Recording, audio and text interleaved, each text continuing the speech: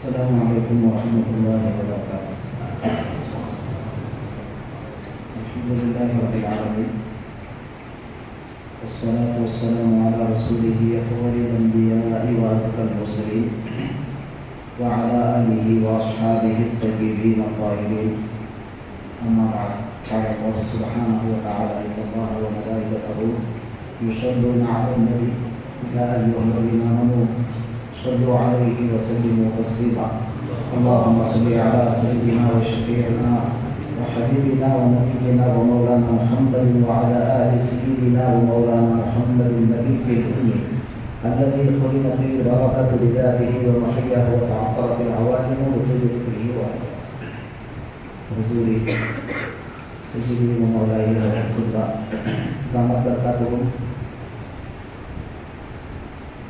خلفاء کرام، عزیز دوستو، اللہ تبارک و تعالی جل شانہ و عظم والہ کا بے انتہا و اتنا فضل ہے کہ اللہ تبارک و تعالی نے آپ کو اور ہم کو پیارے آقا حضور رحمت للعالمین صلی اللہ علیہ وآلہ وسلم کا امتی بنایا، اور حق تعالی کا شکر ہے، کرم ہے کہ اللہ تبارک و تعالی نے الحمدللہ ہم کو اور آپ کو حضور علیہ السلام کا غلام بنایا۔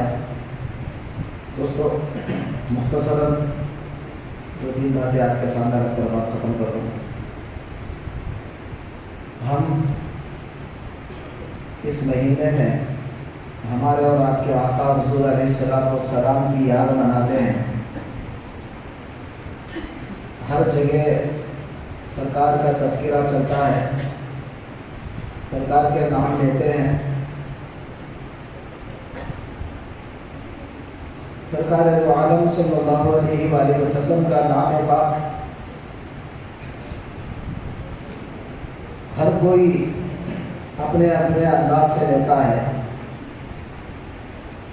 حضرت آدم علیہ السلام جب دنیا میں تشریف لائے تو آپ کی اولاد میں کچھ اولاد حضرت آدم علیہ السلام کی تعریف کرنے لگے اور کچھ لوگ فرشتوں کی تعریف کرنے لگے۔ بعض اولاد کہنے لگے کہ ہمارے باپ آدم سب سے افضل ہے، کیونکہ اللہ تعالیٰ نے ان کو اپنے دونوں ہاتھوں سے بنایا اور اپنی جنت میں ان کو رکھا، فرشتوں سے سجدہ کروایا، تو ہمارے باپ بہت افضل ہیں اور اعلیٰ ہیں۔ تو حضرت آدم علیہ السلام کی گفتگو سن رہے ہیں۔ پھر دوسرے جو لوگ تھے انہوں نے کہا کہ نہیں، ہمارے باپ سے ایک چھوٹی سی بھول ہو گئی۔ فرشتے کبھی غلطی نہیں کرتے، خطا نہیں کرتے، عصیان ان سے سرزد نہیں ہوتا، تو فرشتے بہت زیادہ افضل ہیں۔ یہ بحث چل رہی ہے تو حضرت آدم علیہ السلام تشریف لائے، کہا کہ بیٹو، نہ میں افضل ہوں نہ فرشتے افضل ہیں، میرے بعد میری اولاد میں محمد رسول اللہ صلی اللہ علیہ وآلہ وسلم نامی ایک میرے اولاد میں تشریف لائیں گے، وہ ساری کائنات سے افضل ہے۔ میں نے ان کا نام جنت کے پتے پتے پر دیکھا ہے، جنت کے محلات پر دیکھا ہے، اور حوروں کے آنکھوں کے بیچ میں نے محمد کا نام دیکھا ہے، ہر جگہ میں نے محمد کا نام دیکھا ہے۔ پھر حضرت شیس علیہ السلام کو بلا کر کہتے ہیں کہ شیس، جب کبھی تم اللہ کا ذکر کر لو تو آخر میں محمد کا نام لیا کرو۔ تو شاید وہی وجہ ہوگی ہے کہ ہمارے اہل اللہ جب ہم حلقہ ذکر کرتے ہیں تو تمام 5 اسماء کا ذکر ہونے کے بعد آخر میں محمد ہم سرکار کا نام لیتے ہیں۔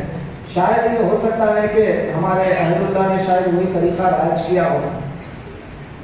صحابہ کرام ہر معاملے میں سرکار کو پکارنے کی عادت ڈالتے ہیں، مشکلات میں، تکالیف میں، مسائل میں سرکار کو پکارتے تھے، کیونکہ اللہ تبارک و تعالیٰ تک ہماری آواز، وہ تو اللہ ہمارے رگے جان کے قریب ہے، اس کے باوجود بھی ہماری بات اللہ سنے اور اس کو قبول کرے۔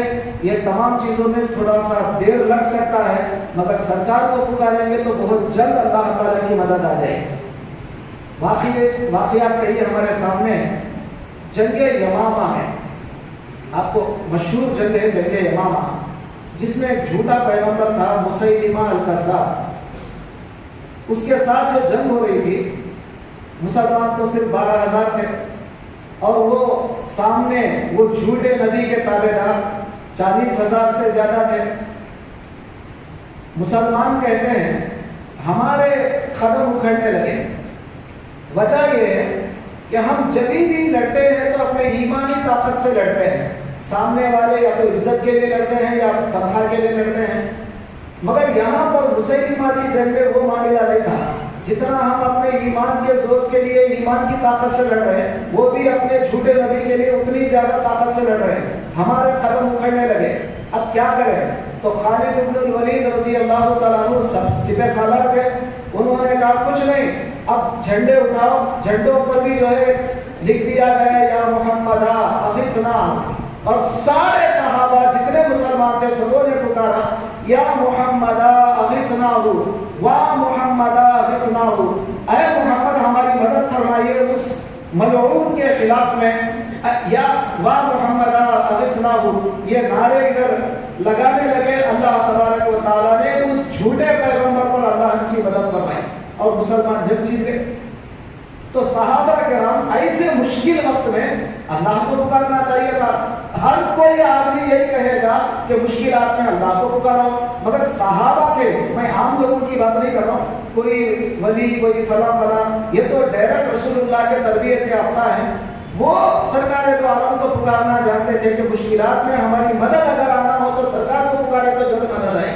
اسی طرح ملک روم میں جب جنگ چل رہی تھی تو تمام رومیوں نے ایک پلان بنایا کہ خالد اگر کسی جنگ میں موجود ہو تو کسی بھی صورت میں جنگ جیتنا محال ہے، لہذا خالد کو ٹارگٹ کیا جائے اور کسی نہ کسی صورت میں حضرت خالد کو مار دیا جائے۔ اگر یہ خالد ختم ہو جائیں گے تو ان کا دبدبہ جو ہمارے اوپر وہ ختم ہو جائے گا، ہم آسانی سے جنگ جیت جائیں گے۔ تو روایتوں میں آتا ہے تاریخ کے اندر کہ حضرت خالد بن الولید چونکہ اس وقت جو ہے کمانڈر حضرت ابو عبیدہ ابن الجراح رضی اللہ تعالیٰ عنہ تھے، یہ حضرت عمر کا زمانہ تھا۔ حضرت عمر نے خالد بن الولید کو معزول کر دے کے حضرت ابو عبیدہ بن الجراح رضی اللہ تعالیٰ عنہ کو کمانڈر بنایا تھا۔ حضرت ابو عبیدہ چونکہ جنگ لڑ رہے تھے سارے لوگ مل کر، چونکہ وہ دشمنوں کے ٹارگٹ کو حضرت خالد بن الولید تھے، انہوں نے کیا کیا، 100 بڑے بڑے پہلوانوں کو تیار کیا کہ کسی صورت سے خالد کو جو ہے گھیرا کر لیا جائے اور ان کو مارا جائے۔ اب ادھر جنگ چل رہی تھی، وہ سارے پہلوان خالد بن الولید سے لڑتے لڑتے ایک پہاڑی علاقوں میں دروں میں لے کے چلے گئے، اور ادھر حضرت ابو عبیدہ بن جراح رضی اللہ تعالیٰ عنہ یہ سمجھ گئے کہ جنگ ختم ہو گئی، شاید وہ لوگ بھاگ گئے ہیں، ہمارے سامنے کوئی دشمن نہیں ہے، یہ لوگ آرام سے بیٹھے ہوئے ہیں۔ اسی درمیان میں حضرت ابو عبیدہ کی آنکھ لگ جاتی ہے، کیونکہ تھکے تھے جنگ لڑتے رہتے، آنکھ لگ گئی تھی بیٹھے بیٹھے۔ سرکار دو عالم صلی اللہ علیہ وآلہ وسلم خواب میں تشریف لاتے ہیں، کہتے ہیں ابو عبیدہ جلدی جا، میرے خالد کو بچا، میرے خالد کو بچاؤ، جلدی جاؤ۔ تو سرکار سے پوچھتے ہیں یا رسول اللہ کہاں ہے خالد؟ فرمایا ایڈریس بتاتے ہیں کہ فلاں جگہ فلاں درے میں فلاں پہاڑی علاقے میں 100 پہلوان سے مقابلہ کر رہا ہے، جلدی جاؤ اور میرے خالد کو بچاؤ۔ تو جیسے ہی حضرت ابو عبیدہ 200-300 گھوڑ سواروں کو لے کر جلدی پہنچتے جہاں سرکار نے اشارہ کیا تھا، دیکھا تو واقعتاً حضرت خالد اکیلے 100 پہلوانوں سے اپنا ڈیفنس کر رہے ہیں۔ تو اس کے بعد جلدی جلدی حضرت خالد بن الولید کو وہ محاصرہ توڑ کے لا لیا گیا۔ تو حضرت خالد نے پوچھا کہ ابو عبیدہ تمہیں کیسے پتا چلا کہ میں یہاں پر ہوں؟ تو فرمایا کہ میری آنکھ لگ گئی تھی، سرکار دو عالم صلی اللہ علیہ وآلہ وسلم تشریف لائے تھے اور انہوں نے یہ سارا تمہارا معاملہ بتایا تو میں فوج لے کے آ گیا۔ تو اب اس کے بعد ابو عبیدہ پوچھتے ہیں اچھا یہ بتاؤ تم نے آخر کون سا عمل کیا جو رسول اللہ مجھے حکم دینے کے لیے آ گئے؟ تو خالد بن الولید نے فرمایا میں نے کوئی عمل نہیں کیا، جب تمام دشمنوں کے نرغے میں پھنس گیا اب میں سمجھ گیا کہ اب اللہ کو پکار دیر ہو جائے گا، میں نے حضور انور علیہ السلام پر درود پڑھنا شروع کر دیا، سرکار کا نام لے کر میں نے سرکار پر درود پڑھنا شروع کر دیا، تو اللہ تبارک و تعالیٰ کی مدد اس طرح میرے پاس آ گئی۔ تو آپ سوچیں، صحابہ کرام کی روایت آپ کے سامنے موجود ہے، صحابہ کرام رضوان اللہ تعالیٰ عنہم اجمعین تکالیف میں سرکار دو عالم کو پکارتے تھے تاکہ جلد ہم کو مدد آ جائے۔ آج ہمارے پاس بھی سلوک میں اگر کوئی رکاوٹ ہوتی ہو، ذکر جاری نہ ہوتا ہو، اور اگر ہمارا عمل جو استحضار ہے اگر نہ ہوتا ہو، آج بھی اگر ہم لوگ سرکار دو عالم کی طرف متوجہ ہو کر سرکار کو پکاریں گے، یقیناً اللہ تبارک و تعالیٰ ہماری توجہ مولا کی طرف کرا دے گا، اور ہماری جو تکلیف ہے سلوک کی وہ سارے کے سارے منازل طے کرا دے گا۔ ہم آج بھی لمحہ لمحہ محتاج ہیں سرکار دو عالم کی مدد کے۔ تو دوستوں، مجھے زیادہ کہنا نہیں ہے، مختصراً میں نے آپ کو چند باتیں عرض کر دیا۔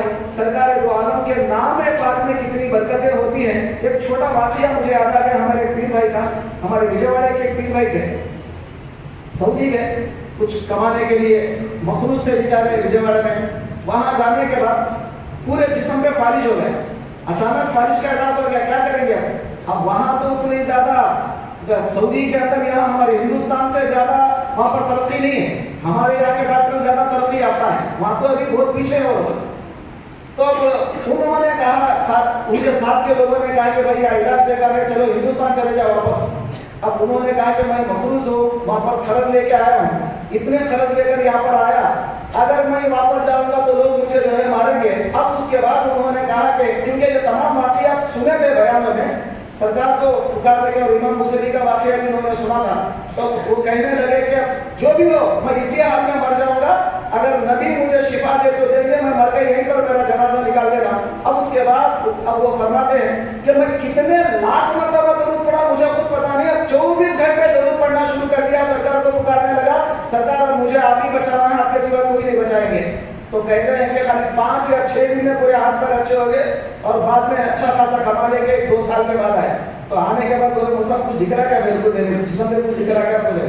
بولا کیا دکھ رہا؟ کچھ بھی نہیں ہے۔ تو پورا واقعہ سنائے گا، حالت یہ ہے ہماری۔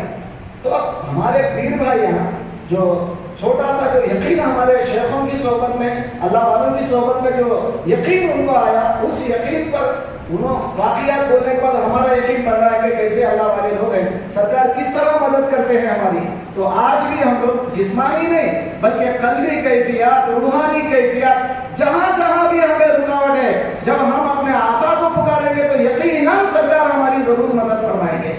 تو دعا ہے کہ اللہ تبارک و تعالیٰ سرکار کے توسط سے، سرکار کے صدقے میں ہماری مدد فرمائے، ہمارے ذکر و فکر میں جو رکاوٹیں ہیں مولا تعالیٰ دور فرما دے، ہمارے غفلتوں کو یاد میں تبدیل فرما دے، ہمارے حضرت قبلہ کو صحت و عافیت عطا فرما دے، جو مشکلات ہیں پروردگار سرکار کے واسطے سے تمام مشکلات ان کے آسان فرما دے، اے پروردگار ہماری خانقاہ کو اور آباد فرما۔ اللہ تعالیٰ ہم تمام لوگوں کو دنیا اور آخرت میں کامیابی و کامرانی نصیب و مالا مال فرما۔ صلی اللہ تعالیٰ علیہ وسلم محمد